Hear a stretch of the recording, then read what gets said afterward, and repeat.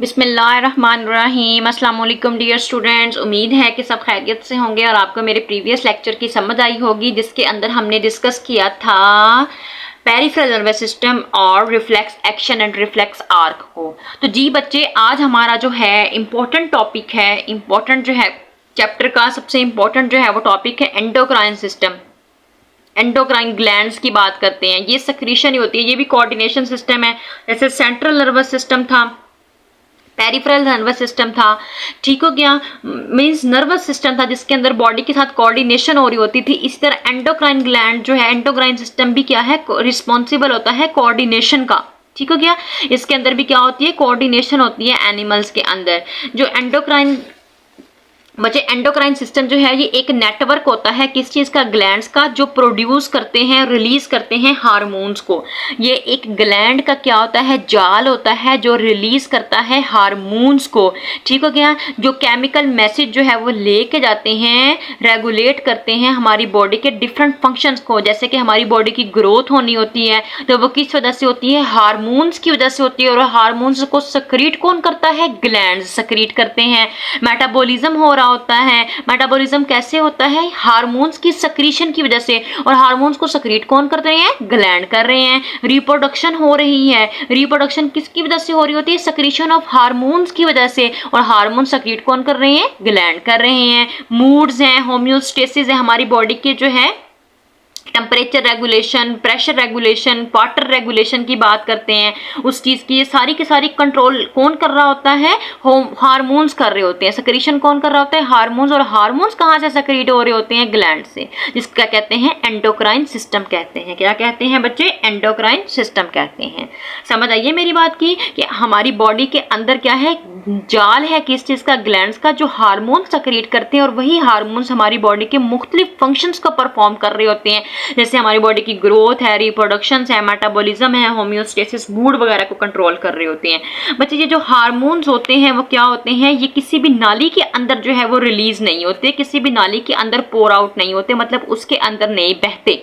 ठीक है, ये डायरेक्ट ही क्या होते हैं, ये ब्लड के अंदर मूव करते हैं, जिसको क्या कहते हैं, डक्टलेस ग्लैंड कहते हैं। जैसे कि हमारा ब्लड फ्लो कर रहा होता है तो उसके लिए आर्टरीज, वेन्स जो है वो होती हैं। लेकिन एंडोक्राइन के लिए, एंडोक्राइन सिस्टम के लिए ऐसा कोई सिस्टम नहीं है हमारी बॉडी के अंदर कि उसके लिए भी कोई नालियां होंगी जिसके अंदर वो बहेंगे। नहीं, ये डायरेक्ट हमारे ब्लड के अंदर ही फ्लो करते हैं और फिर पूरी बॉडी के अंदर ब्लड तो मूव करने साथ ग्लैंड्स भी, हार्मोन्स भी क्या हो जाते हैं, मूव कर जाते हैं। तो इसको इसलिए क्या कहते हैं, डक्टलेस ग्लैंड होते हैं। ये क्या होते हैं, डक्टलेस ग्लैंड होते हैं। They do not have any duct to pour their hormones, मतलब कि इनके पास कोई नाली नहीं होती अपने हार्मोन्स को उसके अंदर बहाने के लिए, मतलब बहने के लिए या उसके अंदर रिलीज करने के लिए। So this is a ductless gland. तो ये कौन से होते हैं, डक्टलेस ग्लैंड होते हैं। बच्चे, बहुत से मेजर एंडोक्राइन ग्लैंड्स को हम स्टडी करेंगे इस चैप्टर के अंदर। तो सबसे पहले जो हमारे पास ग्लैंड्स है वो कौन सा ग्लैंड है, पिट्यूटरी ग्लैंड है। कौन सा बच्चे, पिट्यूटरी ग्लैंड होता है।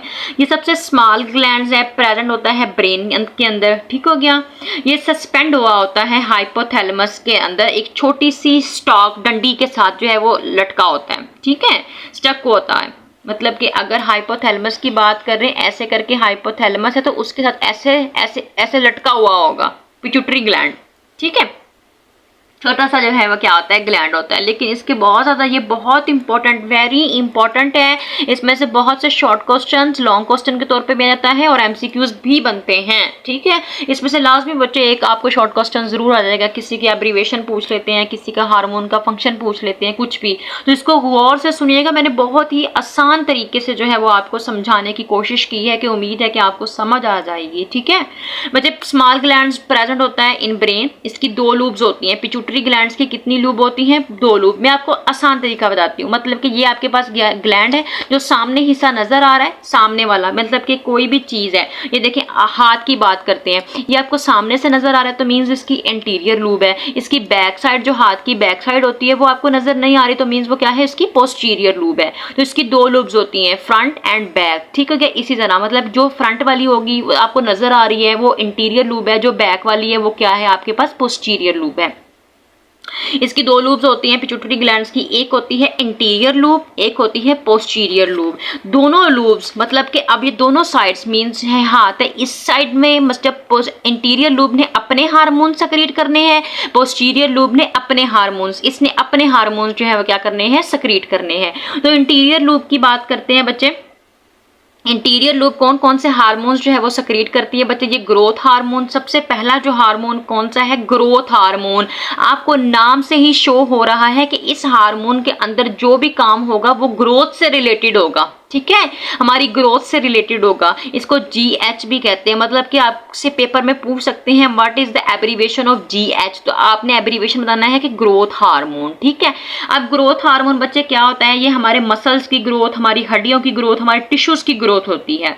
अगर ये ग्रोथ हार्मोन, अगर ये वाला हार्मोन, ग्रोथ हार्मोन हमारे ब्लड के अंदर या हमारी बॉडी के अंदर, ठीक हो गया, बहुत ज्यादा सक्रिएट होना शुरू हो जाए, मतलब कि उसने 10% सक्रिएट होना था और वो 15% और 20% सक्रिएट होना शुरू हो गया है, ठीक हो गया, ज्यादा सक्रिएट होना शुरू हो गया है, तो उस बीमारी को क्या कहते हैं? गिगैंटिज्म कहते हैं। क्या कहते हैं? गिगैंटिज्म कहते हैं। एक्स्ट्रा ग्रोथ हो जाती है हमारी बॉडी की, हमारी हाइट ओवर हाइटेड हो जाएगी, हमारे हाथ पांव ओवर बड़े बड़े, चौड़े चौड़े, मोटे मोटे होना शुरू हो जाएंगे, एक्स्ट्रा मोटा, एक्स्ट्रा लंबा, एक्स्ट्रा चौड़ा होना शुरू हो जाएगा हमारा जिस्म, ठीक हो गया।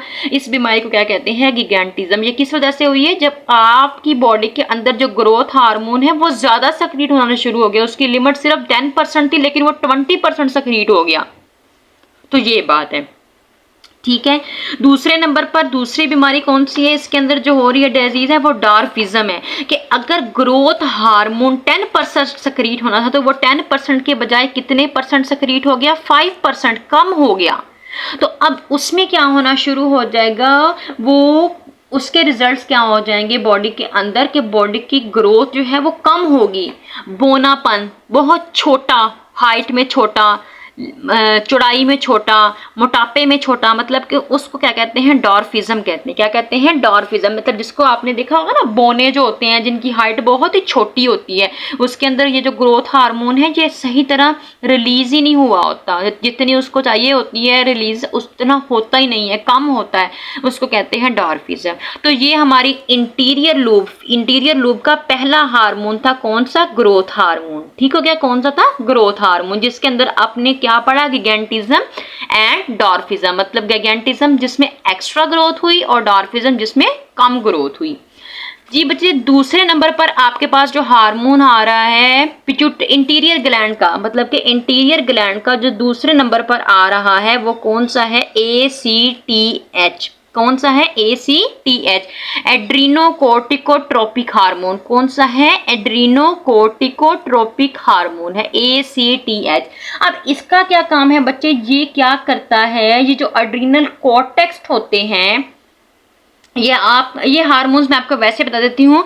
एड्रीनोकोर्टिकोट्रोपिक हार्मोन ये स्टिमुलेट करता है एड्रीनल कॉर्टेक्स को, ठीक हो गया। एड्रीनल कॉर्टेक्स आपके गुर्दे के ऊपर होता है, मतलब कि ये किडनी है, ये किडनी, इस किडनी के ऊपर ये हार्मोन प्रेजेंट होता है, इस किडनी के ऊपर ये एड्रीनल कॉर्टेक्स के ऊपर प्रेजेंट होता है। ये क्या करता है? ये हमारी इस बॉडी के अंदर जितना भी स्ट्रेस होता है हमारा उसको कंट्रोल करता है। मतलब कि बाज़ औक़ात हमें स्ट्रेस होता है ना, तो स्ट्रेस की कंडीशन जो भी हो रही होती है वो किस वजह से हो रही होती है? इस हार्मोन की वजह से हो रही होती है। कि स्ट्रेस के दौरान बाज़ औक़ात स्ट्रेस जो लेते हैं उनके साथ क्या होता है? डिफरेंट जो है वो क्या हो जाती हैं, कंडीशंस जो है वो होती हैं। किसी को स्ट्रेस से जो है वो भूख लगना खत्म हो जाती है, वो बहुत ज़्यादा हाइपर हो जाता है, सर दर्द शुरू हो जाता है, बहुत सी बॉडी की कंडीशंस जो है वो चेंज हो जाती हैं। स्ट्रेस की कंडीशन में नॉर्मल बॉडी नहीं रहती, आपकी बॉडी जो है वो मतलब कि स्ट्रेस कंडीशन में आ गई है, तो उस चीज़ को कौन कंट्रोल कर रहा है? ACTH कंट्रोल कर रहा है। तो थर्ड नंबर पर जो आपके पास इंटीरियर लूब जो है वो तीसरा जो हार्मोन है वो कौन सा सक्रिएट कर रही है? वो आपके पास है TSH, थायराइड स्टिमुलेटिंग हार्मोन। कौन सा हार्मोन है? थायराइड स्टिमुलेटिंग हार्मोन है। बच्चे ये आपको नाम से शो हो रहा है थायराइड स्टिमुलेटिंग हार्मोन, ये थायरोक्सिन आपके गले से रिलेटेड है। आपके गले के अंदर जो है वो क्या होगा, ये रिलीज होगा और ये हमारी मेटाबॉलिज्म को क्या करता है, कंट्रोल करता है। किस चीज को कंट्रोल करता है, मेटाबॉलिज्म को। अब मेटाबॉलिज्म क्या है बच्चे, मेटाबॉलिज्म ये है कि जो भी आपने खाना खाया है उसको कैटाबॉलिज्म और एनाबॉलिज्म में कन्वर्ट कर देना। मतलब कि एनाबॉलिज्म और कैटाबॉलिज्म में क्या, कि उसको बड़े पीस से छोटे पीस और छोटे पीस से बड़े पीस में कन्वर्ट कर देना, उसको कहते हैं मेटाबॉलिज्म। मतलब कि हमारी बॉडी में, आपको सिंपल सा बताती हूँ मेटाबॉलिज्म, कि हमने जो भी खाना खाया है उस खाने की ब्रेकडाउन करने के बाद हमारी बॉडी को जितनी भी खाने से एनर्जी मिली है उस प्रोसेस को हम क्या कह रहे होते हैं, मेटाबॉलिज्म कह रहे होते हैं। कि मतलब हमने जो भी डाइट ली है, डाइट से जो एनर्जी हमारी बॉडी ने गेन की है, हासिल की है, उस प्रोसेस को हम क्या कह रहे होते हैं, मेटाबॉलिज्म कह रहे होते हैं, कि हमारा मेटाबॉलिज्म जो है वो कैसा है। ठीक है, ये था आपके पास थायराइड स्टिमुलेटिंग हार्मोन। तो लास्ट पे हमारे पास है ल्यूटिनाइजिंग हार्मोन, चौथे नंबर पर इंटीरियर लूब का THB इसको कहते हैं, सॉरी LHB इसको कहते हैं, ल्यूटिनाइजिंग हार्मोन्स। ये हार्मोन तो बताए, बात करते हैं चौथे नंबर पे ल्यूटिनाइजिंग हार्मोन की बात करते हैं। तो फीमेल के अंदर जो है वो क्या होती हैं, ओवरीज होती हैं। तो ओवरीज के जो एग सेल्स होते हैं ये उनको रिलीज करता है ल्यूटिनाइजिंग हार्मोन, और टेस्टिस होती हैं मेल के अंदर, तो उनके अंदर ये क्या करता है, सेक्स हार्मोन जो होता है उस चीज को स्टिमुलेट करता है मेल्स के अंदर। ठीक हो गया। मतलब कि मैं आपको बताऊं कि मेल्स के अंदर जो मेल्स की जो आवाज होती है वो पुबेरिटी के बाद, जवानी के बाद भारी होना शुरू हो जाती हैं। ठीक हो गया। और क्या होता है, उनकी जो है वो दाढ़ी आना शुरू हो जाती है, उनका जो जिस्म जो है वो चौड़ा होना शुरू हो जाता है, मतलब हेल्दी होना शुरू हो जाता है। ये हार्मोन्स जो है ल्यूटिनाइजिंग हार्मोन की वजह से होता है। और फीमेल्स के अंदर ओवरीज की वजह से जो है वो क्या होता है, एग सेल रिलीज होते हैं, ओवुलेशन स्टार्ट हो जाती है, पीरियड्स आना स्टार्ट हो जाते हैं। तो ये चीज जो है वो क्या है, ल्यूटिनाइजिंग हार्मोन इसकी वजह से होता है। तो बच्चे इंटीरियर लूप जो है वो एक प्रोड्यूस करती है एक और हार्मोन, जिसको क्या कहते हैं, FSH। क्या कहते हैं, ये फॉलिकल स्टिमुलेटिंग हार्मोन होता है। ये इन्वॉल्व होता है रिप्रोडक्टिव सिस्टम में, मतलब रिप्रोडक्शन के अंदर जो है वो होता है। अब रिप्रोडक्शन क्या होती है बच्चे, रिप्रोडक्शन होता है कि आगे नस्ल पैदा करना, आगे बच्चे पैदा करना, अपनी नस्ल को बढ़ाना, उस चीज को कहते हैं। तो ये FSH फॉलिकल स्टिमुलेटिंग हार्मोन जो है उस चीज में हेल्प कर रहा होता है। तो बच्चे ये थे पिट्यूटरी ग्लैंड के इंटीरियर लूब के हार्मोन्स। ठीक है, जिसके अंदर हमने ग्रोथ हार्मोन पढ़ा, adrenocorticotropic hormone, thyroid stimulating hormone, luteinizing hormone. ये बहुत ही आसान है, आपको वैसे ही लग रहा है कि ये बहुत मुश्किल होंगे, नहीं, ये बहुत ही आसान है। तो बच्चे इसकी आ जाती है पोस्टीरियर लूब, मतलब मैंने आपको बताया था पोस्टीरियर लूब इस साइड पर आएगी। ठीक हो गया। तो पोस्टीरियर लूब जो है वो इस साइड पर जब आएगी तो उसके दो जो है वो हार्मोन सेक्रेट करता है। एक आता है एंटी डायूरेटिक हार्मोन और एक होता है ऑक्सीटोसिन। ठीक हो गया बच्चे। एंटी डायूरेटिक हार्मोन ADH भी इसको कहते हैं, और इसको क्या कहते हैं, वेजोप्रेसिन भी कहते हैं। क्या कहते हैं, वेजोप्रेसिन भी कहते हैं। अब बच्चे ये क्या करता है, ये इंक्रीज करता है reabsorption of water from the nephron in kidney. Vasopressin ये क्या करता है, ये हमारी किडनीज के अंदर जो नेफ्रॉन होते हैं उनके अंदर जो पानी की एब्जॉर्प्शन होनी होती है उसको क्या करता है, बढ़ाता है, ताकि हमारे जो ब्लड का वॉल्यूम और ब्लड का प्रेशर जो है वो क्या कर सके, नॉर्मल रह सके। ठीक है, ताकि पानी जो है ज्यादा क्वांटिटी के अंदर है तो उसको एब्जॉर्ब करने में हेल्प कर रहा होता है एंटी डायूरेटिक हार्मोन। ठीक है। दूसरे नंबर पर हमारे पास क्या है, ऑक्सीटोसिन। ठीक है, ये ऑक्सीटोसिन जो है बच्चे किस चीज में हेल्प कर रहा होता है, ये चाइल्ड बर्थ में, बच्चे की पैदाइश के दौरान जो क्या होता है, यूट्रस कॉन्ट्रैक्ट हो जाती है, सुखड़ जाती है, उस दौरान ये सक्रिएट होता है, चाइल्ड बर्थ में हेल्प कर रहा होता है। और मिल्क ड्यूरिंग ब्रेस्ट फीडिंग, जो बच्ची जो मदर फीड्स करते हैं बच्चे, जो ब्रेस्ट फीडिंग होती है उसके दौरान जो मिल्क प्रोड्यूस हो रहा होता है ब्रेस्ट में से, तो उस चीज के लिए जो हार्मोन हेल्प कर रहा होता है वो कौन सा होता है, ऑक्सीटोसिन होता है। तो बच्चे, तो ये था बच्चे हमारे पास पिट्यूटरी ग्लैंड, जिसके अंदर हमने जो है वो देखा है कि दो लूब्स थी, इंटीरियर लूब और पोस्टीरियर लूब। इंटीरियर लूब के जो थे वो 4 थे और पोस्टीरियर लूब के जो थे वो कितने हैं, 2 थे। तो उम्मीद है बच्चे आपको पोस्टीरियर ग्लैंड जो है उसकी समझ आई होगी। तो नेक्स्ट जो हमारे पास ग्लैंड है वो कौन सा है, थायराइड ग्लैंड। कौन सा ग्लैंड है बच्चे? Thyroid gland. ये बहुत ही छोटा सा है और बहुत ही आसान है, इसमें कोई मुश्किल चीज नहीं है। तो बच्चे जो दूसरे नंबर पर हमारे पास ग्लैंड आ रहा है वो कौन सा ग्लैंड है? Thyroid gland. आपको नाम से ही शो हो रहा है, जो आपके थायराइड में प्रेजेंट होगा, आपके गले के अंदर जो है वो क्या होगा? प्रेजेंट होगा, थायरॉक्सिन रीजन में। ये लोकेटेड होता है near the lowest part of the larynx. Larynx आपके गले के अंदर ही है ना, तो वहां पर जो है ये क्या होता है? प्रेजेंट होता है। ये दो तरह के हार्मोन सक्रीट करता है, एक थायरॉक्सिन करता है और एक कौन सा करता है? कैल्सिटोनिन करता है। ठीक है, दो तरह के हार्मोन्स जो है वो क्या करेगा? सक्रीट करेगा। बच्चे जो थायरॉक्सिन होता है वो क्या करता है? स्टिमुलेट करता है एंजाइम्स को cellular metabolism to energy production. It increase the basal metabolic rate and produce. ये आपने पीछे भी पढ़ा, मैंने आपको थायराइड स्टिमुलेटिंग हार्मोन के अंदर बताया कि ये किस चीज को कंट्रोल करता है? ये मेटाबॉलिज्म को कंट्रोल करता है। किस चीज को? मेटाबॉलिज्म को कंट्रोल करने में हेल्प करेगा। ये एक एंजाइम्स प्रोड्यूस करेगा, एंजाइम्स को स्टिमुलेट करेगा।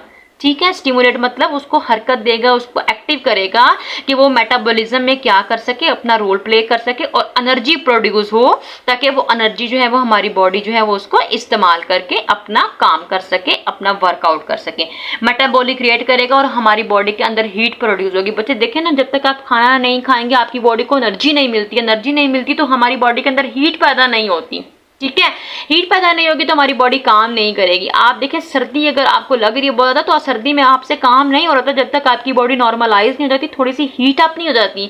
हम अपनी बॉडी को थोड़ा सा हीट अप करते हैं तो हम काम करते हैं, तो हमारी बॉडी जो है वो हीट प्रोड्यूस होगी। हीट प्रोड्यूस होती कब है? जब हमें एनर्जी मिलती है। और एनर्जी किसके दौरान मिलेगी? हमें मेटाबॉलिज्म के दौरान मिलेगी, खाना खाने के दौरान। आपको पता है कि खाना खाते वक्त अक्सर लोगों को गर्मी भी बहुत लग रही होती है, पसीना भी आ रहा होता है और मेटाबॉलिज्म जो है वो क्या हो रहा होता है? एक्टिव होता है। तो ये काम किसका है? थायरॉक्सिन का है। दूसरे नंबर पर आपके पास क्या है? कैल्सिटोनिन। क्या होता है कैल्सिटोनिन? ये नाम से शो हो रहा है, कैल्शियम की बात कर रहे हैं। अब इसके अंदर बच्चे क्या होगा? ये कैल्शियम आयंस जो होते हैं ना, कैल्शियम आयंस जो है वो ब्लड से, मतलब के ब्लड से निकाल कर कैल्शियम आयन किसको देगा? हमारी हड्डियों को देगा, बोन्स को देगा, बोन्स को ट्रांसफर करेगा from the blood to bones, calcium ions. ठीक है क्या? ताकि जनरेट हो सके बोन्स के टिश्यूज, बोन्स के टिश्यूज क्या हो सके? जनरेट हो सके। इस तरीके से जो है वो ब्लड के अंदर कैल्शियम का लेवल जो है वो क्या हो जाता है? फॉल हो जाता है, डिक्रीज हो जाता है। तो ये काम किसका है? कैल्सिटोनिन का है। दोबारा बताती हूँ बच्चे कि जो हमारा ब्लड है, ब्लड के अंदर जो कैल्शियम आयंस होते हैं वो क्या करता है? ब्लड निकाल कर हमारी बोन्स को देता है, ताकि बोन्स क्या हो सके? स्ट्रोंग हो सके। हमारी बोन्स किस चीज से बनी? कैल्शियम से ही ना, ताकि हमारी बोन्स क्या हो सके? स्ट्रॉन्ग हो सके। तो वो बोन्स के टिश्यूज बनते हैं। इस तरह हमारे ब्लड के अंदर कैल्शियम जो है वो क्या हो जाती है? डिक्रीज हो जाती है। तो बच्चे ये जो थायरॉक्सिन होता है ना, मैं दोबारा बताती हूँ, ये अगर कम प्रोड्यूस होगा हमारी बॉडी के अंदर, ये ब्लॉक के अंदर लिखा हुआ है बच्चे, ये मैं आपको दिखा देती हूँ। इस ब्लॉक के अंदर लिखा हुआ है कि अगर थायरॉक्सिन जो है वो लेस प्रोड्यूस होगा, लेस अमाउंट में प्रोड्यूस होगा, तो सेलुलर मेटाबॉलिज्म जो है वो भी क्या होगा? स्लो हो जाएगा। इस नतीजे में क्या हो जाएगा? वेट गेन, हमारा वेट बहुत ज़्यादा बढ़ जाता है, हमारा हार्ट रेट कम हो जाता है, हमारी बॉडी का टेम्परेचर भी क्या हो जाएगा? कम हो जाएगा। और अगर थायरॉक्सिन बहुत ज़्यादा जो है वो रिक्वायर्ड है, वो ज़्यादा प्रोड्यूस हो रहा है, तो मेटाबॉलिज्म भी क्या हो जाएगा? ज़्यादा हो जाएगा। उससे हमारा वेट क्या हो जाएगा? लॉस हो जाएगा, हमारा ब्लड प्रेशर भी ज़्यादा हाई होगा, हमारा हार्ट रेट भी ज़्यादा होगा, हमारी बॉडी का टेम्परेचर भी क्या होगा? ज्यादा हो जाएगा। ठीक है, अब बच्चे ये थायरॉक्सिन जो है ये हम जो थायराइड ग्लैंड है ये किससे लेते हैं? थायराइड जो है वो कहाँ से होता है? ये आयोडीन जो हम अपना नमक खा रहे हैं, कॉमन साल्ट जो है उसकी बात कर रहे हैं, वहां से हम ले रहे हैं साल्ट, वहां से हम जो है वो लेते हैं। ठीक है क्या? प्रोडक्शन ऑफ द थायरॉक्सिन कौन सी है? आयोडीन। तो अगर कोई पर्सन अपनी खुराक, अपनी डाइट के अंदर आयोडीन नहीं ले रहा तो उसके ग्लैंड, थायराइड ग्लैंड जो है वो प्रॉपर काम नहीं कर रहा, वो हार्मोन थायरॉक्सिन सेक्रेट नहीं कर रहा, उस कंडीशन के अंदर बीमारी हो जाती है। हमारे जो ग्लैंड्स है, थायराइड ग्लैंड्स है, वो बहुत बड़े हो जाते हैं, उसको आयोडीन ही नहीं मिल रही, आयोडीन की कमी हो गई है, तो उसके ग्लैंड्स बड़े हो जाएंगे। उस बीमारी को क्या कहते हैं? ग्वाइटर कहते हैं। क्या कहते हैं? ग्वाइटर। और पाकिस्तान के अंदर, Pakistan because iodine is add to commercially available table salt, तो हम तो उसको एज अ टेबल साल्ट अपने खाने में इस्तेमाल करते हैं, तो अल्हम्दुलिल्लाह वी आर हेल्दी। ठीक है बच्चे, तो ये था बच्चे। फिर हमने कैल्सिटोनिन की बात की है, तो हमारे पास उसके बाद छोटा सा एक और ग्लैंड है तीसरे नंबर पर जो आ जाता है बच्चे, मैं उसको भी बता देती हूँ। थर्ड नंबर पर जो हमारे पास ग्लैंड है वो कौन सा है, पैराथायरॉइड ग्लैंड। आप सोचेंगे कितना लंबा लेक्चर कर रही हूँ बच्चे, ये मैंने इसके साथ इसको मिलाया है कि पैराथायरॉइड ग्लैंड कैल्सिटोनिन का जो है वो क्या है, ऑपोजिट है, ठीक है। इसलिए ताकि इस लेक्चर के अंदर ही आपको इस चीज की समझ आ जाए, बहुत ही शॉर्ट सा है, बहुत छोटा सा है। ये जो है 4 parathyroid glands are embedded in the back of the thyroid gland. मैं आपको दोबारा बताती हूँ कि ये जो थायराइड ग्लैंड होता है ना, समझे ये 2 ग्लैंड हैं, थायराइड ग्लैंड पेयर्स हमारी जो है गले में प्रेजेंट होते हैं। इसके पीछे बैक साइड पर क्या होते हैं, 4 ग्लैंड होते हैं जिसको पैराथायरॉइड ग्लैंड कहते हैं। 4 होते हैं ये ग्लैंड्स जो क्या होते हैं, इसके साथ ही प्रेजेंट होते हैं। The 4 parathyroid glands are embedded in the back of the thyroid glands। ये सक्रीट करते हैं एक हार्मोन्स, इनका हार्मोन्स कौन सा है, पैराथायरामोन, ठीक हो गया। ये पैराथायरामोन हार्मोन सक्रीट करते हैं, ये स्टिमुलेट करते हैं कैल्शियम आयंस के, जो कैल्शियम आयंस होते हैं वो क्या होते हैं, बोन से निकलकर ब्लड के अंदर मूव करते हैं।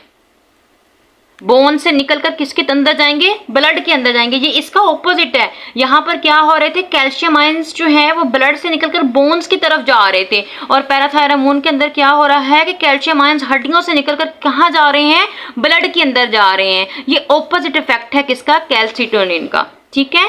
तो यही है इस ग्लैंड्स के अंदर। अब इसके साथ बच्चे क्या होता है, ये ब्लॉक के अंदर है कि व्हेन देयर इज मोर पैराथायरामोन, अगर इसकी कंसंट्रेशन ज्यादा हो जाए, ये ज्यादा हो जाए तो हमारे कैल्शियम जो है वो ज्यादा ट्रांसफर हो जाएगा बोन से ब्लड में, तो हमारी बोन्स क्या हो जाएंगी, वीक हो जाएंगी। अगर पैराथायरामोन ज्यादा सक्रिय होना शुरू हो जाएगा तो ज्यादा कैल्शियम जो है वो हमारी बोन से रिलीज होगा ब्लड के अंदर, तो हमारी बोन्स क्या हो जाएंगी बच्चे, बहुत ज्यादा वीक हो जाएंगी, बहुत ज्यादा क्या हो जाएंगी, वीक, कमजोर हो जाएंगी, डेफिशिएंसी अगर हो जाएगी, ठीक हो गया, कैल्शियम की। तो इससे क्या हो जाता है, हमारे ब्लड के अंदर कैल्शियम लेवल जो है वो क्या हो जाएगा, डिक्रीज, और ये क्या करता है, टेटनी क्रिएट कर देता है।